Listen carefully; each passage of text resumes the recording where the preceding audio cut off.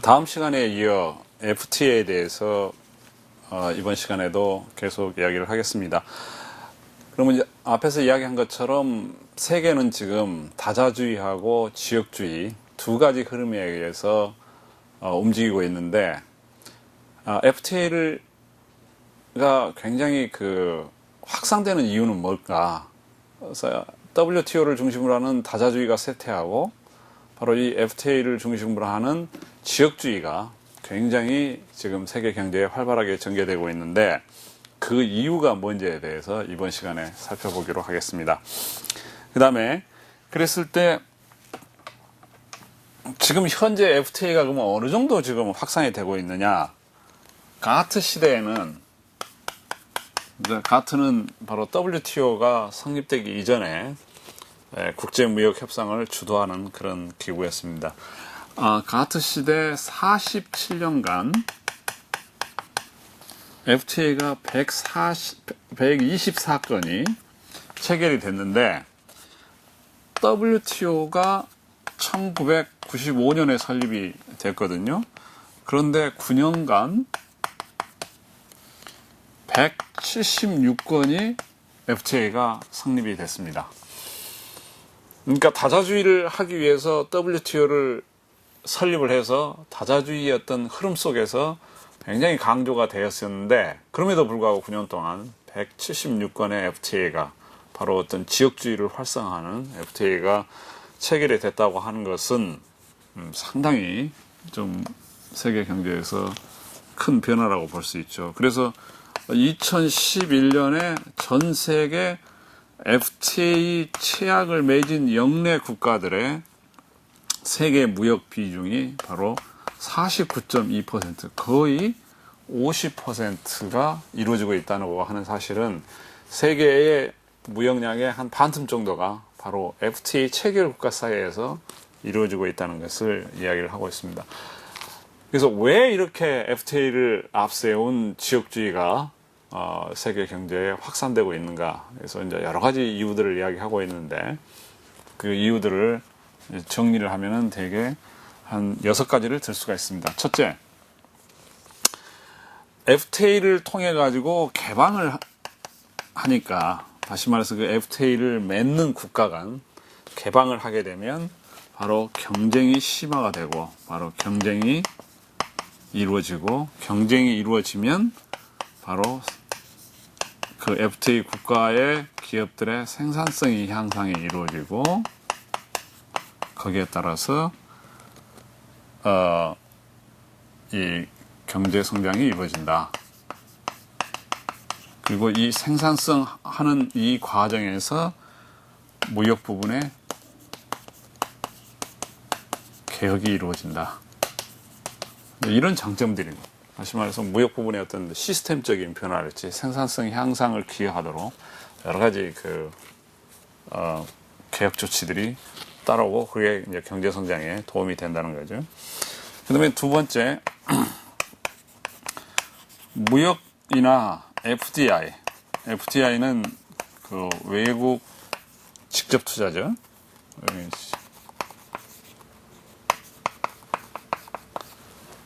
이 FTA가 유입이 되기 때문에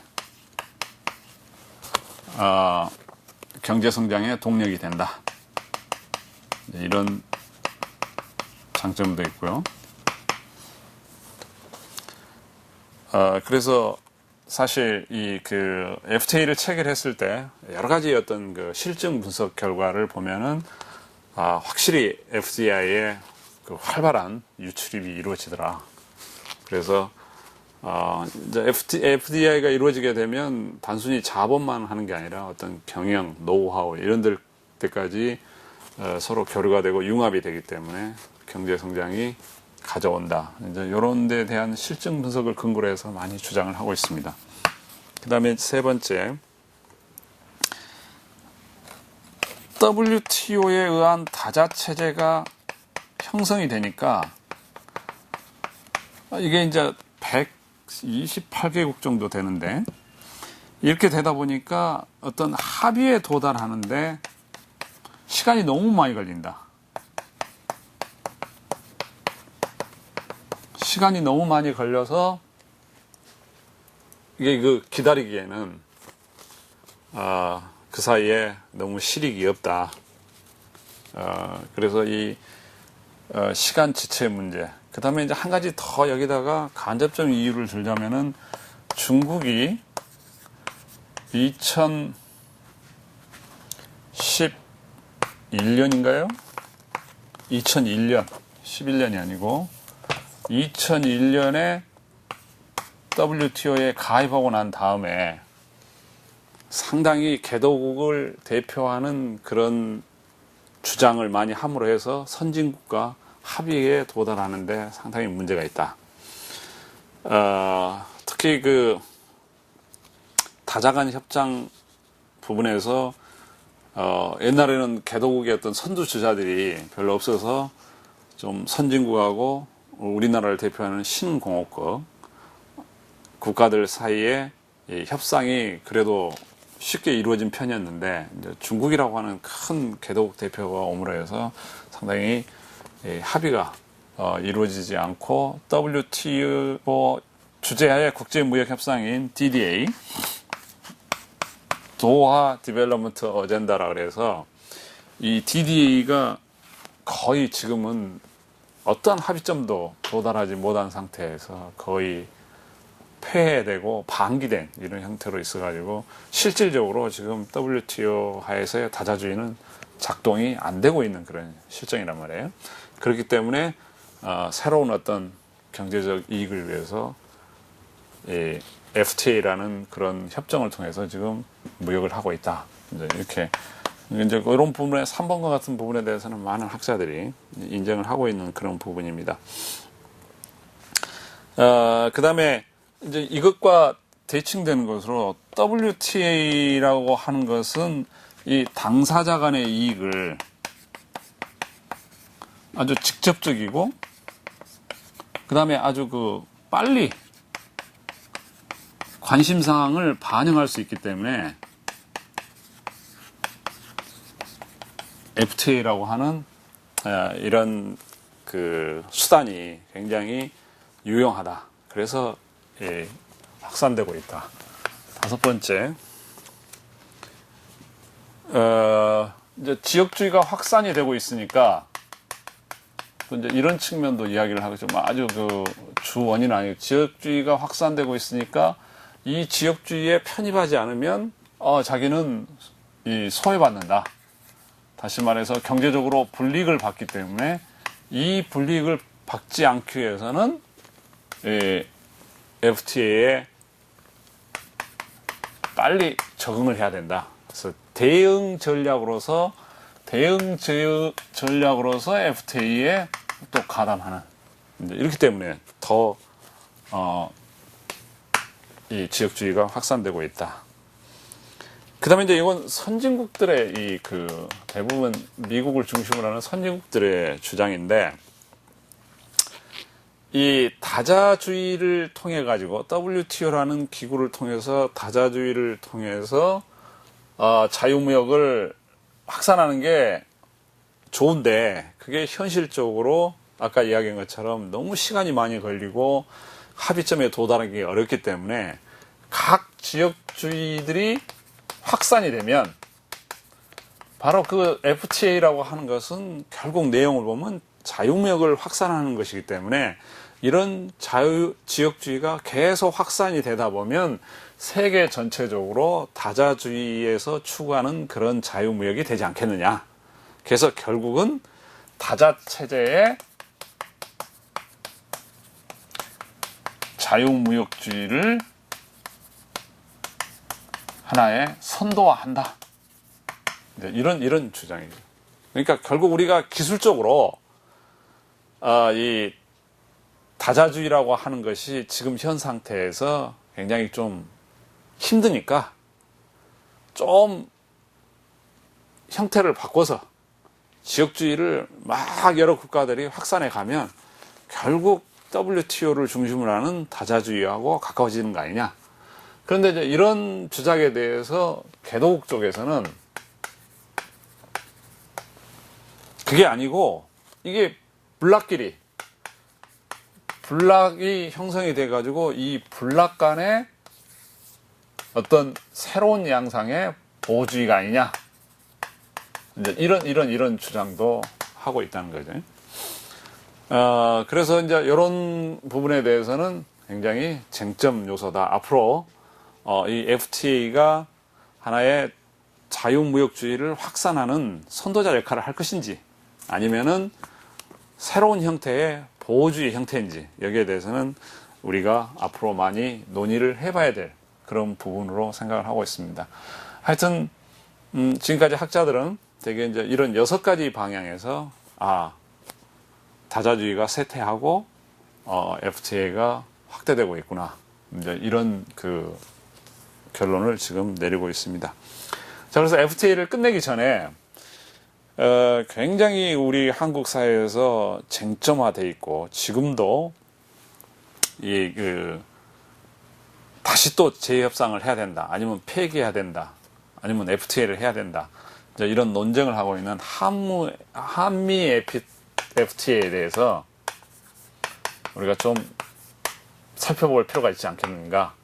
그래서 지금부터는 한미 FTA에 대한 쟁점들을 이렇게 여러분들에게 한번 설명을 하고 여러분들도 바로 이 한미 FTA가 우리 일상생활에 어떻게 보면은 직접적으로 영향을 줄 수 있는 요건들이 있고 특히 우리 한국 사회에 강력한 영향을 미친다는 것을 좀 염두에 두시고 한미 FTA가 대충 이러기 때문에 뭐 정치인들뿐만 아니라 일반 그 기업하시는 분들, 농민들 뭐 이런 분들이 이런 데서 상당히 다툼이 있구나 하는 것을 좀 이해를 하셨으면 좋겠습니다. 이 한미 FTA는 2006년 2월에 시작이 돼서 여러분들도 다 아시겠지만은 2011년 11월 22일 국회 비준이 됨으로 해서 이 발효된 국제 조약입니다. 그래서 2006년이면은 노무현 대통령 시절에 시작을 해가지고 2011년 이명박 대통령 시절에 비준을 받아가지고 발효된 그런 그 국제 조약인데 뭐 여러분들도 이 사이에 정말 우여곡절과 여러 가지 그 찬반이 아주 그 팽팽히 맞서는 그런 굉장히 뜨거운 감자 같은 그런 쟁점이었다는 것을 여러분들은 다 알고 계실 겁니다. 근데 처음에 노무현 정권에서는 그걸 인정을 하지 않았는데 그래서 중간에 이제 그게 있었다는 게 밝혀짐으로 해서 굉장히 그 노무현 정권에 대한 그 도덕적 문제점이 많이 제기된 건데 이걸 시작하기 전에 미국이 제기한 게 바로 4대 선결 조건이었습니다. 4대 선결 조건이라는 것은 뭐냐면 너희들이 우리하고 FTA를 하려면 이 4가지 조건을 먼저 충족을 시켜라. 그렇지 않으면 한미 FTA를 안 하겠다. 먼저 이런 성격을 띤 4대 그 선결 조건인데 그게 뭐냐면요. 미국산 쇠고기를 수입을 해라.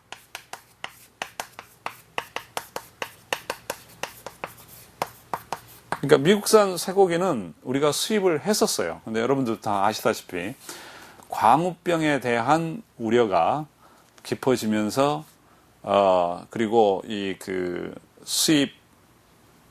쇠고기 수입의 어떤 그 질이랄지 이런 부분에 대해서 문제가 있어가지고 우리 정부가 쇠고기 수입을 전면 중단된 그런 상태였습니다.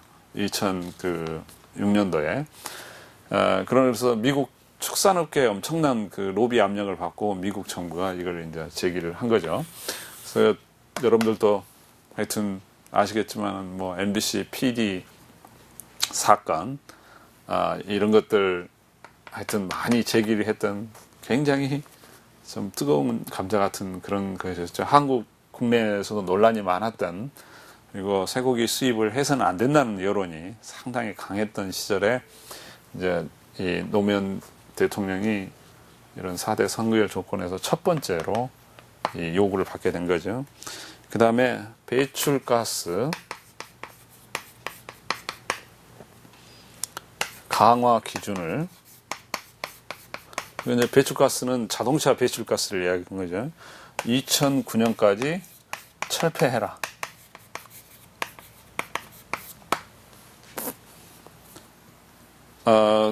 그래서 우리나라 이 자동차 배출가스 기준이 상당히 좀 강한 편입니다. 환경 문제나 이런 것들에서 강한 편인데, 이제 이 기준에 맞추려면은 미국 차들이 들어오기가 힘들기 때문에 이제 이런 것들을 좀 철폐를 해라고 지금 2009년까지 요구를 한 거죠.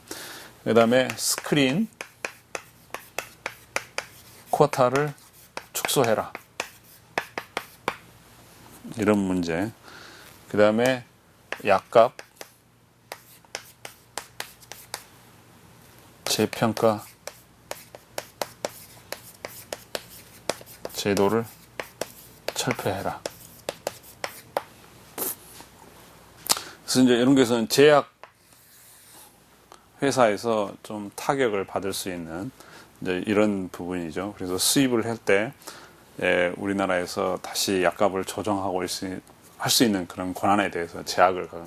그래서 이 네 가지 선결 조건이 충족이 안 되면 한미 FTA에 대해서 못하겠다는 식으로 이제 미국 정부가 나오고, 사실 이걸 노무현 정부가 처음에는 부정을 했다가 나중에 FTA 협상 과정에서 밝혀짐으로 해서 굉장히 비판을 많이 받았던 사항이었습니다. 그리고 이 부분이 실제적으로 존재를 했고, FTA가 끝나자마자 미국산 쇠고기 수입이 수입됐다는 것을 여러분들은 충분히 아시고 계실 거라고 생각이 듭니다. 그래서 이런 선결 조건을 충족시켜 주니까 한국 정부가, 그 다음에 FTA가 이루어졌는데, 그 협상 결과는 뭐 요약을 하자면 굉장히 방대한 그런 협상이었는데요. 그래서 협상 결과를 보면 한국 정부의 원래 취지는, 우리나라 정부의 원래 취지는 이제 제조업 부분이 성장 동력으로서 한계에 왔다. 그래서 우리나라가 이 2만 불을 넘어서는 새로운 어떤 성장 동력을 가져야만이 3만 불에 도달할 수 있는데, 이 제조업 갖고는 이제 힘들게 됐으니까 이 서비스 부분을 육성을 해야 된다. 그래서 미국의 선진 서비스 산업에 이 FTA를 통해서 기술도 흡수하고 경쟁력도 제고하고, 이러므로 해서 서비스 산업에서 성장 동력을 이끌자. 그래서 사실은 우리나라 서비스 부분이 굉장히 선진국에 비해서 경쟁력이 없고, 또 뿐만 아니라 서비스에 대한 이 투자도 별로 없고 기반도 없기 때문에 FTA를 통해 가지고 그쪽 산업을 육성하고자 하는 게 원래 우리 정부 취지였습니다. 그러나 협상 결과를 보면은 재화 부분에서는 전 재화 부분의 94%의 수입량에 대한 관세를 철폐합니다. 사실 우리나라는 이 개방이 되어 있기 때문에 거의 모든 재화들이 이 무역 상품입니다. 다시 말해서 서비스 업체들이 대개 비교역제고, 재화에 해당되는 부분은 거의 교역제에 해당되는데, 그 재화의 94%를 미국과 수출입해서 관세를 완전히 철폐하는, 제로로 하는, 그것도 뭐 당장이 아니라 거의 3년 이내에, 거의 당장이고 몇 개 품목에서는 좀 유예기간을 3년 동안 넣어가지고 3년 이내에 다 철폐를 한다. 근데 이게 미국이 다른 나라하고 FTA를 맺었을 때 이 퍼센트지를 보면은 미국이 맺은 것을 이야기합니다. 호주하고 맺었을 때 재화 부분의 한 81%. 이 정도 관세를 철폐를 했고요. 그 다음에 싱가포르는 한 79%. 그 다음에 모로코는 한 77%. 자, 요런 나라들하고 견주어 보면 우리나라의 재화 부분에 개방폭이라고 하는 것은 아주 획기적인 거죠. 거의 94% 정도에.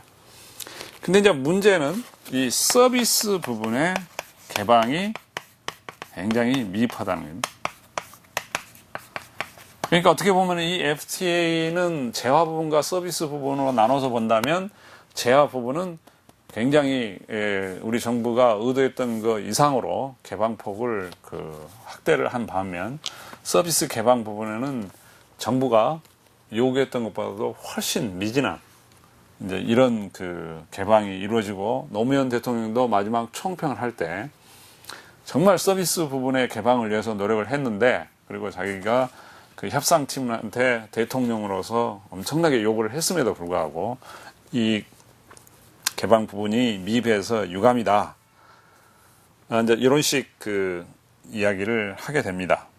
그래서 지금 현재 우리 서비스 부분을 보면은 굉장히 적착폭이 지금 심해져 가고 있는데 2001년 경상수지에서 적자가 38억 불인데 2005년에 가면은 이게 한 4배 규모로 한 130억 불 정도 돼가고 있습니다. 그래서 이 서비스 부분에 대해서는 우리나라가 경쟁력을 제고하기 위해서 굉장히 많이 노력을 해야 될 부분이고 선진국에서 굉장히 기술력이나 그다음에 어떤 창조적인 그런 서비스 상품 개발에 훨씬 뒤떨어져 있기 때문에 앞으로 이제 이런 부분에 대해서는 굉장히 우리가 신경을 많이 써야 되지 않겠는가. 그러니까 이제 이런 흐름 속에서 노무현 대통령은 바로 이런 서비스 개방 확대를 통해 가지고 선진국의 기술과 선진국의 아이디어를 우리나라에서 흡수해서 새로운 어떤 성장 모멘텀을 만들어 보자. 이제 이런 취지가 상당히 강했던 것 같습니다. 이제 그 사실 자체에도 여러 가지 논란이 있겠으나 이런 정부 취지에 의하면 이 FTA는 별로 성공한 것 같지는 않습니다. 그래서 이 내용을 좀 보면 우리나라가 했던 게 사실 주요 협상 품목이 쌀, 쇠고기, 그 다음에 자동차, 섬유 이런 부분에 아주 집중적으로 이루어지고 미국은 바로 이제 이런 부분에 상대국이 있기 때문에 협상하게 되면 굉장히 집중적으로 이루어져 가지고 이 4가지 상품이 바로 이 협상의 아주 중요한 요소가 됐고 그 다음에 이 서비스 부분인 이런 어떤 법률 회계 부분 그 다음에 교육 의료 부분 그 다음에 문화사업 부분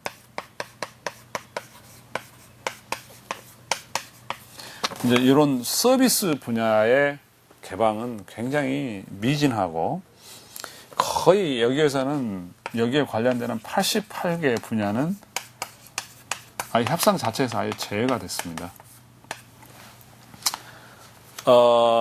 그래서 당시 이제 노무현 대통령이 가장 안타깝게 생각했던 부분이 이제 교육 부분이었는데요. 우리나라 학생들이 미국 유학 가서 돈 쓰는 게 굉장히 많습니다. 그래서 인천 송도 같은데 매립지에다가 교육 서비스 분야를 개방을 하게 되면 이제 외국 분교나 이런 것들을 유치를 해서 학생들을 유학에 가지 않고 국내에서도 유학과 같이 가서 배울 수 있는 그런 똑같은 어떤 교육 내용을 국내에서 할 수 있는 이제 그런 가능성들이 염두에 두고 교육 서비스 개방에 굉장히 힘을 많이 쓴 건데 이제 그런 부분들도 거의 이루어지지가 못했죠. 그래서 정부 취지에 비춰서 보면 아까 말씀드렸습니다만은 재화 부분은 뭐 나름대로 어느 정도 충족이 됐다고 볼 수 있으나 이제 서비스 부분에 대해서는 상당히 좀 미진하고 전체적으로 총평을 하게 되면 이 FTA는 우리나라 입장에서 미국 입장에서는 유리했을지 모르지만 우리나라 입장에서는 우리가 목표한 바대로 충분하지 못해서 이제 그런 점에서는 좀 약간 실패적인 게 아닌가. 그러나 이 서비스 개방에 대해서는 또 여러 가지 좀 쟁점이 분분합니다. 어떤 측면에서는 우리는 지금 서비스 분야에서 경쟁력이 없기 때문에 이 부분이 개방이 되면 우리는 미국에 완전히 종속이 된다.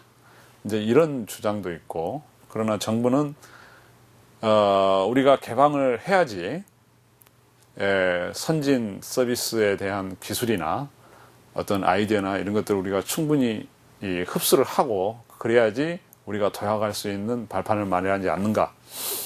그래서 하여튼 이런 두 가지 생각은 항시 쟁점화되어 있습니다. 그러나 우리가 지금까지 한국 경제가 개방을 통해서 이 성장을 해왔기 때문에 저는 뭐 한국 서비스가 개방이 되면 뭐 종속화되고 그런 것보다도 지금까지 우리 한국 사람들의 이 다이내믹한 에너지를 바탕으로 한다면은 초반에는 우리가 좀 어떤 적자랄지 이런 어려움이 직면할 수 있지만은 그 지식과 기술과 아이디어들을 흡수를 했을 때 새로운 어떤 그걸 바탕으로 해서 창출해낼 수 있는 그런 능력이 한국 사람이 있다고 본다면 좀 더 장기적으로 생각을 해서 서비스 시장을 개방을 해가지고 이게 이제 원래 서비스가 굉장히 교육제적인 성격이 별로 없어요. 굉장히 비교육적인, 잘 무역이 이루어지지 않는 그런 특성이 있는데 요즘 기술과 통신이 발달되면서 이게 이제 교육이 점점 되고 있는 상태이기 때문에 그런 어떤 우리 기술들을 우리가 습득하지 못하면 앞으로 우리 한국이 도약할 수 있는 새로운 발판을 마련할 수가 없지 않겠는가. 이제 그런 점에 대해서 저는 동의를 하고 하여튼 어떤 형태로든지 서비스 산업의 경쟁력을 제고해서 앞으로 이 서비스 산업이 한국을 대표하는 그런 산업이 돼야 되지 않겠는가. 이제 그런 점에서 강조를 하고 싶습니다.